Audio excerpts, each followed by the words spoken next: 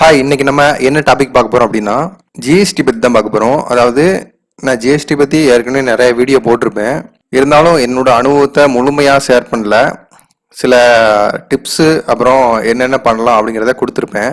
So இப்போ நம்ம GST எடுக்க போனதுலேருந்து முடிக்கிற வரைக்கும் என்னென்ன ரூல்ஸ் இருக்கு, நான் என்னெல்லாம் பண்ணேன், அதை எப்படிலாம் சால்வ் பண்ணேன் அப்படிங்கிறதான் பார்க்க போகிறோம். ஸோ இந்த வீடியோ பார்த்தீங்கன்னா கொஞ்சம் கதை மாதிரி தான் போகும். இருந்தாலும் உங்களுக்கு தேவையான விஷயங்களை நீங்கள் அதில் எடுத்துக்கோங்க. என்னோட எல்லா வீடியோலையும் சொல்கிறது என்ன அப்படின்னா, உங்களுக்கு தேவையானதை மட்டும் எடுத்துக்கோங்க. அது கதை மாதிரி போச்சுன்னா நீங்கள் அதை பொருட்படுத்தாமல் உங்களுக்கு தேவையான விஷயங்களை நீங்கள் அதிலேருந்து எடுத்துக்கோங்க அப்படிங்கிறது தான் என்னோட கருத்து. ஸோ நம்ம டாபிக்குள்ளே போயிடலாம். ஸோ நான் இப்போ அமேசான் அப்ளிகேஷனில் இருக்கேன், அதாவது பொருளை பை பண்ணக்கூடிய அப்ளிகேஷனில் இருக்கேன். ஸோ இதில் பார்த்தீங்க அப்படின்னா டாய்ஸ் ஃபார் கிட்ஸ் அப்படின்னு டைப் பண்ணியிருக்கேன். பண்ணதும் உங்களுக்கு ரிசல்ட் இந்த மாதிரி வந்திருக்கு. அதாவது ஒரு பொம்மையும் ஒரு காரும் வந்திருக்கு. ஸோ இப்போ இந்த பொம்மைக்குள்ளே போனோம் அப்படின்னா, ஸோ இந்த மாதிரி மேலே பொம்மையோட டீட்டெயில் கொடுத்துருப்பாங்க. அப்புறம் ஆட் டு கார்டு கொடுத்துருப்பாங்க. ஸோ அதுக்கடுத்து பார்த்தீங்கன்னா sold by electronics bazaar store அப்படின்னு சொல்லி கொடுத்துருப்பாங்க. இது அவங்களோட ஸ்டோர் நேம், அவங்களோட ஜிஎஸ்டி நேமாக கூட இருக்கலாம். பட் அமேசானை பொறுத்த வரைக்கும் ஸ்டோர் நேம் தனியாக நீங்கள் கொடுத்துக்கலாம். ஜிஎஸ்டி நேம் தான் கொடுக்கணும்னு கம்பல்சரி கிடையாது. ஆனால் ஃப்ளிப்கார்ட்டை பொறுத்த வரைக்கும் நீங்கள் ஜிஎஸ்டி நேம் தான் ஸ்டோர் நேமாக இருக்கணும் அப்படின்னு சொல்லி அவங்க டிஃபால்ட்டாகவே எடுத்துக்குவாங்க. இதில் ஆப்ஷன் கேட்பாங்க, அதாவது உங்களுக்கு ஸ்டோர் நேம் என்னவா டைப் பண்ணணும் அப்படின்னு சொல்லி கேட்பாங்க. நீங்கள் உங்கள் விருப்பப்பட்ட நேமை இதில் டைப் பண்ணிக்கலாம் ஸ்டோர் நேமாக. ஆனால் ஃப்ளிப்கார்ட்டில் என்ன அப்படின்னா விருப்பப்பட்ட நேம் கொடுக்க முடியாது. அவங்க ஜிஎஸ்டி நேமையே ஸ்டோர் நேமாக எடுத்துக்குவாங்க.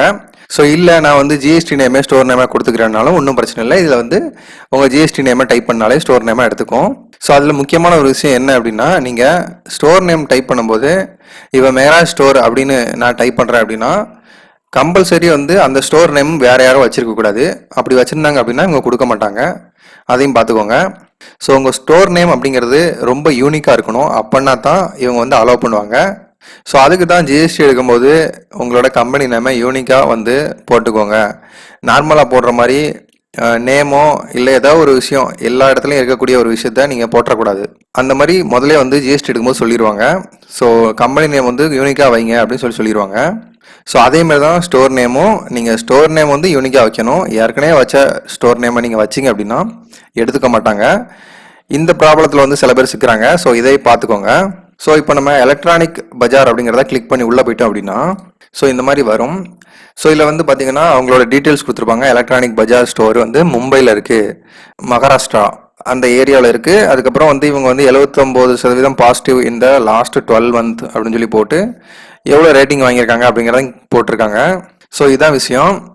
ஸோ இப்போ நம்ம ஜிஎஸ்டி எப்படி எடுத்தோம், என்னெல்லாம் இடையூறுகள் இருந்தது அப்படிங்கிறத பற்றி இப்போ சொல்லிடலாம். இப்போ நான் ஜிஎஸ்டி எடுக்க போனப்போ என்ன சொன்னாங்க அப்படின்னா, யூனிக்கான நேமை செலக்ட் பண்ணிக்கோங்க அப்படின்னு சொன்னாங்க. அப்புறம் நான் கேட்டேன் ஜிஎஸ்டி நேமை மாற்ற முடியுமா அப்படின்னு கேட்டேன்.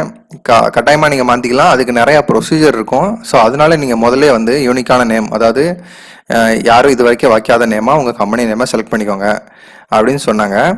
ஸோ அது மட்டும் இல்லாமல் உங்களோட நேம்லேயே நீங்கள் ஜிஎஸ்டி எடுத்துக்கலாம், அதாவது உங்களோட பேரை வச்சே ஜிஎஸ்டி எடுத்துக்கலாம்.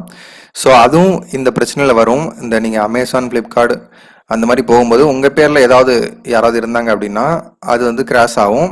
ஸோ அதனால ஜிஎஸ்டி எடுக்க போனீங்கன்னா கம்பெனி நேம் யூனிக்காக செலக்ட் பண்ணிக்கோங்க அப்படின்னு சொல்லி என்கிட்ட சொன்னாங்க. ஸோ அதனால நான் யூனிக்காகவே செலக்ட் பண்ணிக்கிட்டேன். ஸோ அதுக்கடுத்து ஜிஎஸ்டி ஃபைல் பண்ணி எல்லாம் பண்ணி ஒரு ஓடிபி வரும். அந்த ஓடிபியை உள்ளே டைப் பண்ணோம் அப்படின்னா உடனே உங்களுக்கு ஜிஎஸ்டி அப்ரூவல் ஆயிரும் அப்படின்னாங்க. ஸோ நானும் ஓடிபி கொடுத்தேன், ஆனால் அப்ரூவல் ஆகலை. என்ன பிரச்சனை அப்படின்னு பார்த்தீங்கன்னா, ஆதார் கார்டுலேயும் பேன் கார்டுலேயும் பேர் மிஸ்மேட்ச் ஆச்சு. ஸோ அது பேன் கார்டு ஆதார் கார்டு வச்சு எடுக்கலை, அது ஓட்டர் ஐடி வச்சு எடுத்தது. ஸோ அதனால ஒரு பிரச்சனை ஆயிடுச்சு. ஸோ அதையெல்லாம் கரெக்ட் பண்ணி ஒரு வாரம் கரெக்ட் பண்ணி வரும்போது என்னாச்சு அப்படின்னா, இந்த ஓடிபி ஒன் டைம் தான் அப்படின்னு சொல்லிட்டாங்க. அதாவது ஓடிபி ஒரு டைம் போட்டு இதாகலை அப்படின்னா ஜிஎஸ்டி ஆஃபீஸ்க்கு போயிடும். அவங்க வெரிஃபை பண்ணிட்டு தான் உங்களுக்கு கொடுப்பாங்க அப்படின்ட்டாங்க. ஸோ அவங்களும் வந்துட்டு ஜிஎஸ்டி எல்லாம் வெரிஃபை பண்ணாங்க. ஸோ ஜிஎஸ்டி வெரிஃபை பண்ணிவிட்டு அவங்க நம்ம கையில் கொடுத்துட்டாங்க. ஸோ சக்ஸஸ்ஃபுல்லாக ஜிஎஸ்டி வாங்கியாச்சு. அடுத்து என்னென்னு பார்த்தீங்கன்னா, நான் ஜிஎஸ்டி வாங்கிட்டு அமேசானில் ஸ்டோர் நேம் ஜிஎஸ்டி நேமே கொடுத்துட்டேன். அமேசானில் அக்கௌண்ட் ஓப்பன் பண்ணிட்டேன். ஸோ ஓப்பன் பண்ணுமே நான் ஜென்ரிக்கில் ப்ராடக்டை லிஸ்ட் பண்ணிட்டேன். நம்ம பிராண்ட் வச்சு பண்ண முடியாது. ஏன் அப்படின்னா அதுக்கு ட்ரேட்மார்க் சர்டிஃபிகேட் எடுக்கணும். ஸோ அதை பற்றின வீடியோவை நான் அடுத்த வீடியோவில் போடுறேன். ஸோ நான் வந்து ஸ்டோர் வந்து ஜிஎஸ்டி நேமே கொடுத்து நான் ஓப்பன் பண்ணிட்டேன். அதுக்கடுத்து வந்து எனக்கு கொஸ்டின் என்ன அப்படின்னா, இந்த ஜிஎஸ்டி வச்சு நம்ம எல்லா இதுலேயும் அக்கௌண்ட் ஓப்பன் பண்ணலாமா அப்படிங்கிற கொஸ்டின் வந்துச்சு. அந்த கொஸ்டினுக்கு பதில் என்ன அப்படின்னா, ஓப்பன் பண்ணலாம். நான் அதுக்கடுத்து என்ன பண்ணேன் அப்படின்னா, ஃப்ளிப்கார்ட்டில் ஓப்பன் பண்ணேன், அதுக்கடுத்து மீஷோவில் ஓப்பன் பண்ணேன், அதுக்கப்புறம் பேடிஎம் மாலில் ஓப்பன் பண்ணேன். ஸோ அதுக்கடுத்து பார்த்தீங்கன்னா ஏஜியில் வந்து ஓப்பன் பண்ணுறதுக்காக நான் ட்ரை பண்ணிக்கிட்டு இருக்கேன். ஸோ கூடிய சீக்கிரம் ஓப்பன் பண்ணிடுவேன். ஸோ நீங்கள் ஒரு ஜிஎஸ்டியை வச்சு எத்தனை இதனாலும் ஓப்பன் பண்ணிக்கலாம். எப்படி ஆதார் கார்டு பேன் கார்டு எடுக்கிறீங்களோ அதே மாதிரி இந்த ஜிஎஸ்டி ஒன்று தான் கொடுப்பாங்க. ஸோ இதை வச்சு நீங்கள் எல்லா இதிலும் அக்கௌண்ட் ஓப்பன் பண்ணிக்கலாம். ஸோ அதுக்கடுத்து கரண்ட் அக்கௌண்ட் ஓப்பன் பண்ணி பேங்க் அக்கௌண்ட் எல்லாத்தையும் இதில் லிங்க் பண்ணேன். ஸோ கரண்ட் அக்கௌண்ட் எப்படி ஓப்பன் பண்ணேன், என்ன கதை அப்படிங்கிறத நான் தனியாக ஒரு வீடியோ போட்டிருக்கேன், பாருங்கள். ஸோ அதுக்கடுத்து ஃபர்ஸ்ட் மந்த் பார்த்தீங்க அப்படின்னா நமக்கு சேல்ஸே கிடையாது. அப்போ ஜிஎஸ்டி ஃபைல் பண்ணுவேன், என்ன பண்ணலாம் அப்படின்னு கேட்டிங்கன்னா, நில் ரிட்டர்ன் ஃபைல் பண்ணேன். அதாவது இந்த நில் ரிட்டர்ன் அப்படிங்கிறது உங்களுக்கு சேல்ஸே நடக்காதப்போ ஒன்றுமே சேல்ஸ் ஆகலை அப்படின்னு சொல்லிட்டு ஒரு ரிட்டர்ன் ஃபைல் பண்ணோம். ஸோ அதுக்கும் பார்த்தீங்கன்னா நான் வந்து ஆடிட்டருக்கு வந்து ஃபீஸ் கொடுத்தாச்சு, ஆனால் நில் ரிட்டர்ன் ஃபைல் பண்ணியாச்சு. ஸோ அதுக்கடுத்து ஜிஎஸ்டி சம்மந்தமான நிறைய கொஸ்டினை வந்து ஆடிட்டர் நான் வந்து தொடர்ந்து ஃபோன் பண்ணி கேட்டுகிட்டே இருந்தேன். ஸோ இந்த மாதிரி நில் ரிட்டர்ன் மந்த்லி ஃபைல் பண்ணுமா அப்படின்னு கேட்டேன்.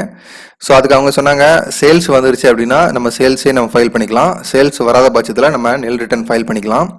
ஸோ தொடர்ந்து நில் ரிட்டர்னே ஃபைல் பண்ணிகிட்டு இருக்கக்கூடாது, அதுவும் பிரச்சனையில் போய் முடியும் அப்படின்னாங்க. ஸோ அதுக்கப்புறம் அடுத்த மாதம் பார்த்தீங்க அப்படின்னா சேல்ஸ் வந்துருச்சு. அந்த சேல்ஸை வந்து நான் ஃபைல் பண்ணேன். அப்புறம் என்ன ஆச்சு அப்படின்னா, எனக்கு வந்து 2000 ரூபா சம்திங் வந்து ஜிஎஸ்டி கட்டுற மாதிரி ஆச்சு. அது என்னன்னு கேட்கும்போது, நான் வந்து பொருளை வாங்கும் போதெல்லாம் வந்து ஜிஎஸ்டி பில் இல்லாமலே வாங்கியிருக்கேன்.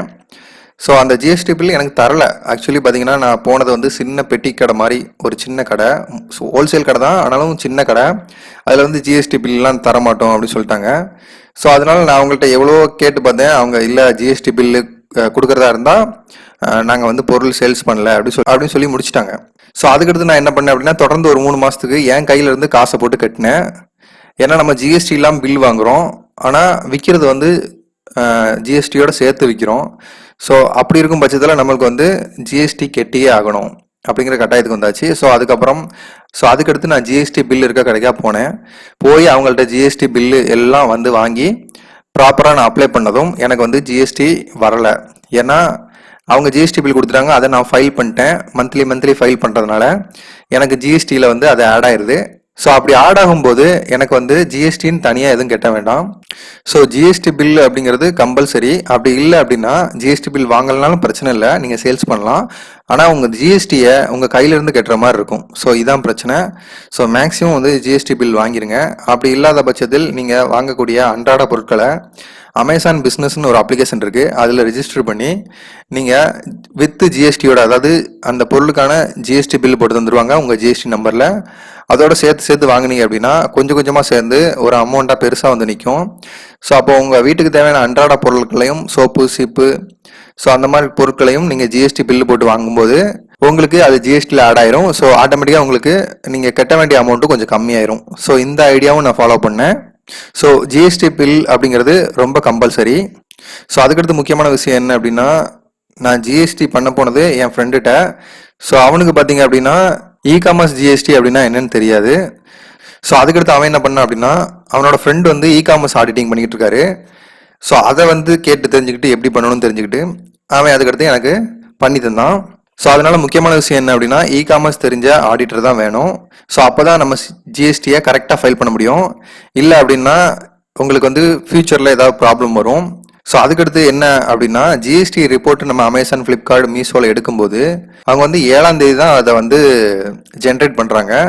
ஸோ நீங்கள் வந்து 7ஆம் தேதி ஜென்ரேட் பண்ணி 8ஆம் தேதி கொடுங்க. ஸோ ஏன் இதை சொல்கிறேன் அப்படின்னா, நீங்கள் எவ்வளோ சீக்கிரம் கொடுக்குறீங்களோ அவ்வளோ சீக்கிரம் ஆடிட்டிங் ஃபைல் பண்ணுவாங்க. உங்களுக்கு ஜிஎஸ்டி பில்லு கிளைம் பண்ணும்போது உங்களுக்கு ஈஸியாக இருக்கும்.